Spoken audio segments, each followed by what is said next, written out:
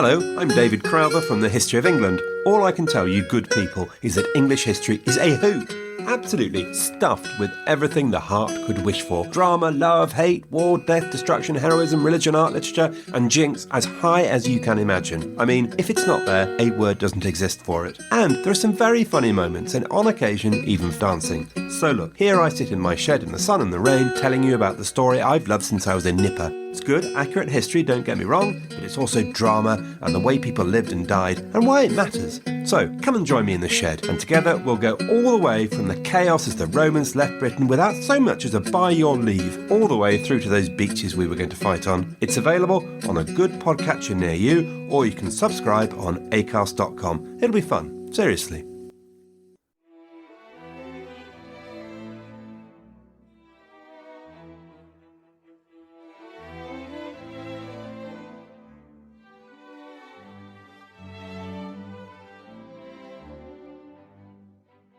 Welcome to Pax Britannica. Season 2, Episode 44, The Witchfinder General.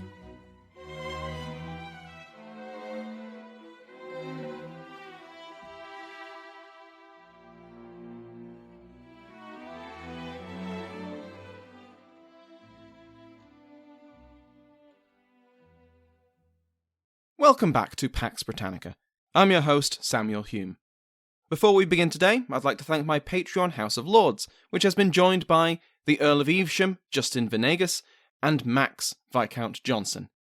Like all other patrons, they can now listen to this and every other episode ad-free. Go to patreon.com/PaxBritannica to find out more. I should also say that for listeners in Russia, this will be the last episode available on the feed to Russian IP addresses.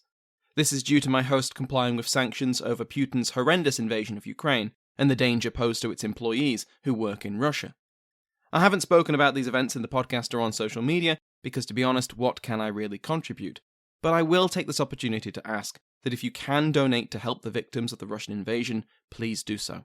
I'll leave a few links in the show notes. We left off last week with young Rebecca West giving evidence at the trial of her mother and neighbours who were rotting in the dungeon of Colchester Castle. She recited to court not the first, not the second, but the third rendition of her initiation into the witch cult. The fact that her testimony had drastically changed in the time span, location, attendees at the Sabbat, and the events themselves mattered not one jot. The accusers of the Colchester Six were subsequently brought in to give their own testimony, after having been informed of Rebecca's new tale.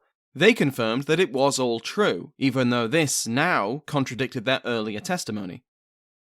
Also last time, we heard about the first of Matthew Hopkins and John Stern's interrogations, and the methods which would become a staple of their investigations. Depriving suspects of sleep, watching for their imps, pricking of suspected teats, isolated questioning with promises of lenience. Today we continue the tale of young Master Hopkins as he claims the title that made him perhaps the most famous witch hunter in all of European history, certainly the English-speaking world, the Witchfinder General. At this stage, however, the prime movers in the Essex witch hunt were not Stern and Hopkins, but the magistrates they were assisting, Sir Harbottle Grimston and Sir Thomas Bowes. Around the time that Rebecca's testimony was being given to the court, they received word from the small town of Thorpe-le-Soken. Overcrowded and isolated from neighbouring communities by sheer cliffs and sinking marshland, Thorpe-le-Soken had been crippled by the economic fluctuations caused by the war, sending many of its residents into poverty. The message the magistrates received begged them to visit the village and oversee the prosecution of a local widow, Margaret Moon. Moon, who had been evicted by her landlord after a prospective tenant offered to pay more rent, had been accused of a range of crimes. The new tenant's wife was attacked by a horde of lice in numbers so vast that, quote, they might have been swept off her clothes with a stick. The brother of Moon's ex-landlord witnessed this and claimed that the lice were like nothing he had ever seen, and certainly not natural. The other accusations levelled at Moon primarily included the murder of a neighbour's baby through poisoned apples. These neighbours, the Cornwalls, were the ones who brought this case to the attention of the Manningtree magistrates. Henry Cornwall, the father of the deceased infant, hired 2 of the searchwomen who had been involved in the prosecution of the Colchester Six. Already, we see the value being bestowed upon those who were famous for their expertise in witch-finding, which will come up again later. En route to Thorpley-Soken, one of the searchers was struck in the head and knocked off of the bridge she'd been crossing. She claimed that when she emerged from the river, she saw no sign of her assailant and suspected that she had been attacked by supernatural means. What's more likely is that she slipped, but hey, that would just be embarrassing. When the searchers arrived in Thorpley-Soken, Moon reportedly sneered, quote, "Manningtree rogues, who the devil sent for you?" Moon was much less cooperative with the searchers than Clark had been, having to be physically stripped of her clothes when she refused to undress herself. The searchers subsequently found, quote, 3 long teats, or bigs, in her secret parts, which seemed to have lately been sucked, end quote. Now, Moon seems to have caved to her accusers, agreeing to summon her imps if they provided her with beer and bread. They did so, and Moon dipped the beer into the bread, left it near a wall cavity, and called out their names. When the imps didn't appear as ordered, Moon flew into a rage and denounced her daughters as having stolen them, demanding that they be arrested too. When they were, and the same growths were found on their bodies, one confessed only to having, quote, felt something come into the bed about her legs, being at that time broad awake, end quote, after her mother scolded her for not doing her chores. Like in Manningtree, the women were watched over the weekend, with Henry Cornwall volunteering for the first shift. Something that vaguely resembled a rat but gave off a horrendous odour apparently dropped out of Moon's skirts. Moon then told her watchers to try and catch it, but oddly enough they didn't want to touch it. Moon held out until the Monday night, when she confessed to having 12 imps, blasphemous mockeries of the disciples, and named them. She confessed to the crimes she had been accused of, and many more. Moon and her daughters were to be held until the magistrates arrived, and they were taking their time. Over the next week, they stopped by 2 other villages after hearing rumours of other active witches. Alresford, in search for Mary Greenlife, and the neighbouring Wivenhoe, to order Mary Johnson watched until their return. Once Grimston and Bowes arrived in Thorpley-Soken, Moon denied everything. She had never confessed to any of the accusations, nor had she denounced her daughters or attempted to summon any imps. Unfortunately for her, her neighbours unanimously insisted that she had, and informed the magistrates in detail. Perhaps the most interesting thing for justices who were already in the middle of Elizabeth Clark's trial was that Moon had supposedly confirmed that she had worked with the Manningtree witches. Here, Grimston and Bowes had evidence, however flimsy, of a witchcraft conspiracy that spread across the godly society of Essex. Through April and May 1645, their work proceeded at breakneck speed. As word spread of the hunt, the magistrates could scarcely take a break on their circuit without being informed of some maleficium from a few days or a few decades ago. Circumstances now allowed for local fears and grudges to manifest. In Great Clacton, several women were accused, with the local vicar arranging for them to be arrested and prosecuted on his own initiative. The preacher, Joseph Long, was known as a greedy drunkard. Just the previous year he'd been censured for his failings. This aggressive action against the worst of all sinners, witches, was a significant boost to his popularity. Again, the witch-hunting fervour was such that the Manningtree searchers were employed, paid from the parish coffers for their services. Grimston and Bowes travelled through Kirkby-le-Soken, Walton-le-Soken, Wivenhoe, St. Osyth, and Grimston's own estate at the hamlet of Ramsey, with testimony and interrogations of multiple witches at each stop. The Ramsey accusations were dealt with in the nearby town of Harwich, a port settlement with a large amount of sailors, and it was here that the 2 magistrates were joined by one of the Manningtree searchers, and our friend John Stern, who found the trials of the Harwich witches, or Harwitches if you prefer, to be convincing examples of, as Gaskill puts it, diabolic familiarity. Whether suspects confessed or not, or if the searchers and watchers were successful or failed. The departure of Grimston and Bowes was matched with the transfer of the community's suspected witches to the dungeon of Colchester Castle. While the magistrates toured Essex, the War of the Three Kingdoms continued unabated, and, naturally, the towns in the king's potential vengeful path were a bit concerned about their defences. The priorities of the municipal authorities were now how many men were under arms they could muster, and how they would pay them. Gaskill argues that it was under this existential threat of physical attack that these regions most fervently tried to protect themselves from the metaphysical, and hunted for the witches they suspected in their communities. Quote, "Witches pillaged the neighbourhood, invaded the body, and besieged the soul, and the sense that victory in the field depended on godliness at home made hunting them feel part of the war effort." End quote. We've spent all of today's episode on the Witchfinder General, not talking about the Witchfinder General. So, let's talk about the Witchfinder General. While Grimston and Bowes were on their own crusade, Hopkins and Stern had been at work. Joined by 2 other Manningtree searchers, they had examined 3 suspects at the town of Langham, called for the prosecution of a woman called Susan Went, and had both sworn to testify against another woman called Mary Sterling. Yet despite the series of place names and suspects I've rattled out so far today, the geographical extent of the witch hunt was quite limited.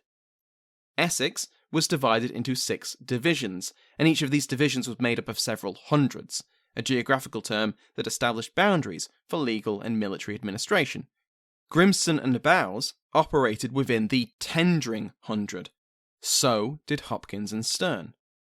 At this stage, there were no prosecutions for witchcraft west of Colchester, and only one south of Chelmsford.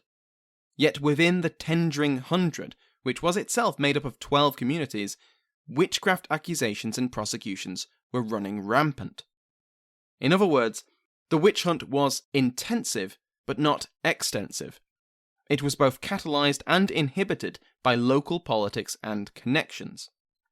While the magistrates had the authority necessary to work anywhere within their jurisdiction, Hopkins and Stern faced challenges due to their passionate amateur status. This was no issue in those communities that welcomed them, but others took serious issue with their enthusiasm, notably within Colchester itself. Hopkins had visited 6 women in Colchester Castle in April, all from Manningtree and its locality. By June, that dungeon cell that had already been barely habitable was crowded by at least 30 more suspected witches. The numbers are unclear, not only because it isn't a simple matter to see how many people were transferred to the castle, but also because 4 of them died from the conditions. The coroner recorded their deaths as visitation by God, which is one hell of a euphemism, but Professor Gaskill asserts that they most likely died from either Yersinia pestis, better known as bubonic plague or the Black Death, or typhus, the jail fever. Not only was public opinion in Colchester wavering due to the harsh conditions in the castle, but political factions within the city helped oppose the witch hunt itself. Alice Stansby was held for many months in the castle before being convicted of witchcraft, only to be later pardoned. The bill for this single prosecution was at least £1, 13 shillings, and 4d. Professor Gaskill converts this cost to over £1,000 in 2005, and argues that the opponents of the mayor, Robert Buxton, used this exorbitant cost against him, having Stansby exonerated and directly opposing the efforts of the Witchfinders. Hopkins and Stern were prevented from questioning other suspects. Stern was even outlawed after he failed to attend a court summons to explain his actions. With Cromwell's victory over the king at Naseby in June 1645, the Witchfinders now had a safe route home to Suffolk, just as their popularity in Essex was beginning to tank. And so, to Suffolk they went, with searchers in tow, arriving in either late June or early July 1645. Over the next month, 50 towns would offer up 150 men and women to the Witchfinders, as the county sought to purge itself of political and religious dissidents.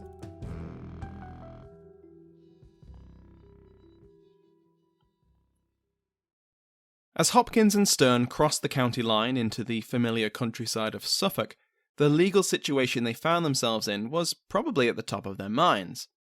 So far, the Witchfinders had been operating under the legal authority bestowed upon them by the magistrates Grimston and Bowes. Stern had been given a warrant to investigate the Manningtree witches, and they had exploited this legal umbrella to great effect. Now, though, they were in a completely different situation. The warrant had only been valid within the Tendring Hundred, but Hopkins and Stern had not only just left the Hundred, but they left the county of Essex itself. Worse, the kingdom was at war, and a group of strangers travelling the land without appropriate authority was just asking for trouble. They potentially faced accusations of spying or banditry. It was around this time that Hopkins seems to have been referred to as the Witchfinder General. Professor Gaskill writes, quote, "It is tempting to think that the Witchfinders had obtained a more comprehensive commission from higher up the chain of command, such as that procured by Dowsing from the Earl of Manchester. Contemporaries certainly came to believe that Parliament, or a representative thereof, had appointed Hopkins as an agent with a commission to discover witches." End quote. The Dowsing that Gaskill refers to was the travelling iconoclast William Dowsing, who toured the region, reforming, or vandalising, depending on your point of view, the Laudian churches he found.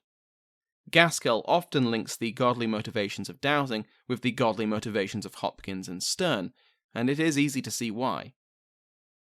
Whether or not the Witchfinders had the correct papers or not, it was of paramount importance that they pick the right places to offer their services.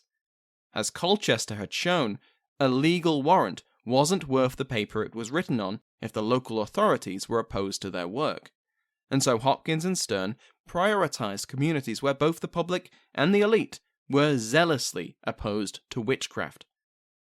In Suffolk, this seems to have manifested particularly against suspected royalists and suspected Catholics. Where Essex was fairly unified in its Puritanism, Suffolk's Presbyterians, while dominant, still had to contend with unorthodoxy. Here, the Witchfinders divided. Hopkins, younger and without ties, went to the east of the county. Stern took the west, where his travels rarely took him far from his family home. Hopkins's chosen route was around 300 miles, and appears to have been one long journey. I had originally intended to follow Stern's travels at this point, but it would mostly be a list of names and places and confessions of a type we've heard many times already. One notable event from his travels that is worth a mention is the first male confession of the hunt. Men had never been considered safe from the temptations of the devil, but were generally seen as more morally robust than women.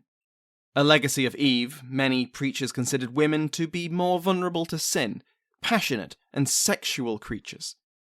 We only have to look at the Malleus Maleficarum and its horrendous gynophobia to see an extreme example of this line of thought.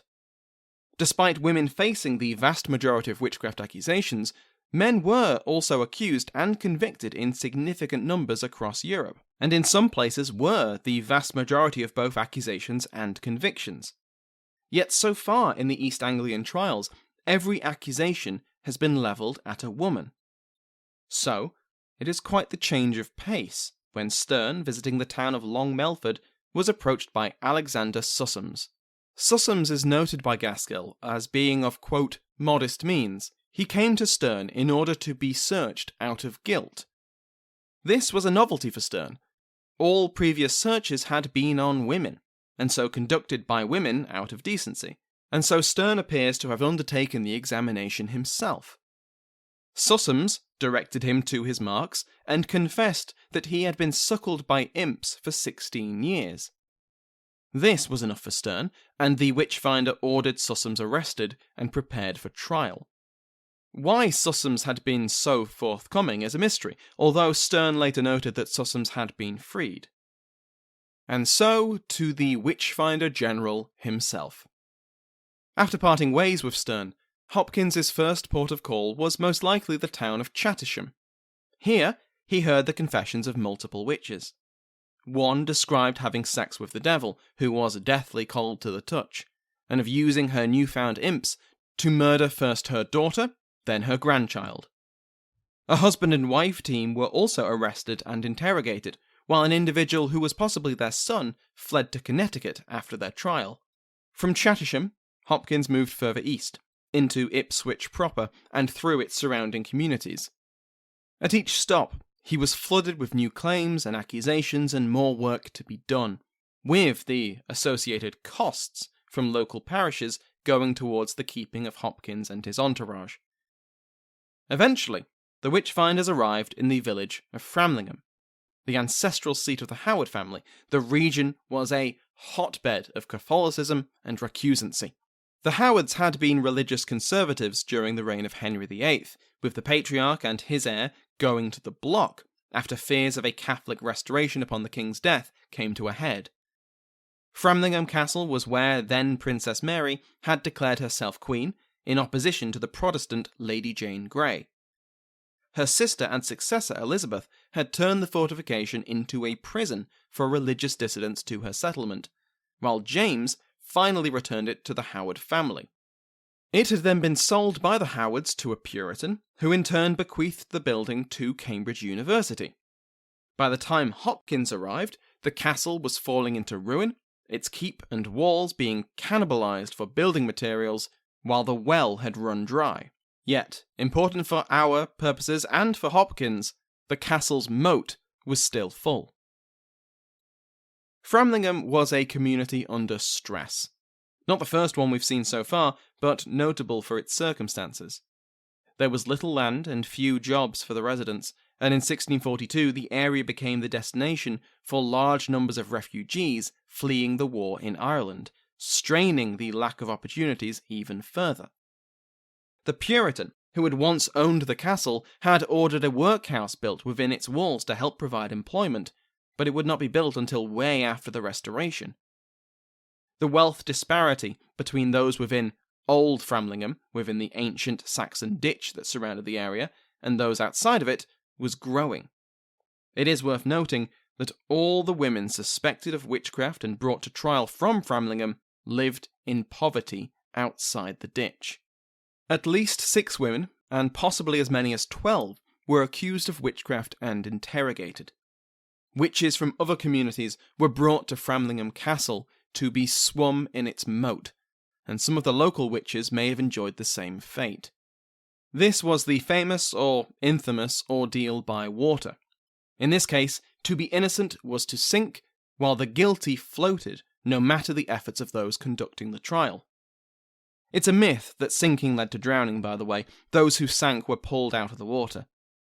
What is certain, though, is that in addition to the usual methods of searching and watching, the suspects were also made to pace up and down rather than sit in one place, further exhausting them and making them more likely to break and confess to any crime. The confessions at Framlingham roughly follow one of 2 paths. Either a poor woman is approached by the devil himself, seduced, promised love, wealth, and power, and then left with nothing except diabolic burdens, or they are first approached by small animals like mice or beetles that are later revealed to be imps, whereupon the devil appears, and then the same process occurs. Professor Gaskill suggests that it was genuine guilt, catalyzed by the extreme conditions the suspects were forced into, that led to their bizarre confessions. These suspects were regularly attending church, and were taught all about how God was judging them on their thoughts and actions. To read directly from Gaskill, quote, "Every week in church, they were reminded that God looked into their souls and judged them against the commandments painted on the walls of the nave. Dreams could be demonic invasions, evil thoughts projected to cause harm. The result was guilt, especially in women, a burden of fear, failed responsibility, and spiritual vulnerability. And no guilt was more acutely felt than sexual guilt, in the chasm between the ideals of chastity, modesty, and love on one side, and the reckless insistence of desire on the other. In the confessions of these women can be heard the lament of age for vanished youth, yearning for intimacy and kindness, indulgence in heart-fluttering seduction and abandon." End quote. Hopkins left Framlingham and headed to Great Glenham, investigating local suspicions as he went. It appears that the suspects from these communities were all sent to Ipswich for trial, where Nathaniel Bacon, a close friend of Hopkins' father 20 years previously, was the magistrate. The jail at Bury St Edmunds was already full, while small village toll booths often hosted at least one suspect to try and lessen the burden at the larger institutions. The assizes season was close at this point, though, and before Hopkins could attend those in Suffolk, both himself and Sterne had been summoned back to Chelmsford to give evidence. En route back to Essex, Hopkins did not rest. Why waste the opportunity to do God's work, after all, especially when he still needed to eat? Stopping at Rushmere, he confiscated a knife from a witch's home after she openly considered taking her own life before she was brought to trial. At Halesworth, a cooper named Thomas Everard confessed to being forcibly made a witch, having then married another witch, and raising their children to also be witches. When they became grandparents, they had murdered the child. The tale at Halesworth was dramatic. An entire family, on both sides of the marriage, either confessed to witchcraft or had been victims in the confessions of others. At the parish of Horham and Athlington, however, Hopkins came across some opposition. He had conducted his business as usual, received a confession, and made arrangements for their prosecution after his departure. The residents, though, began to kick up a fuss at both the bill the Witchfinder had charged them for his services, and over the prospective innocence of the suspects.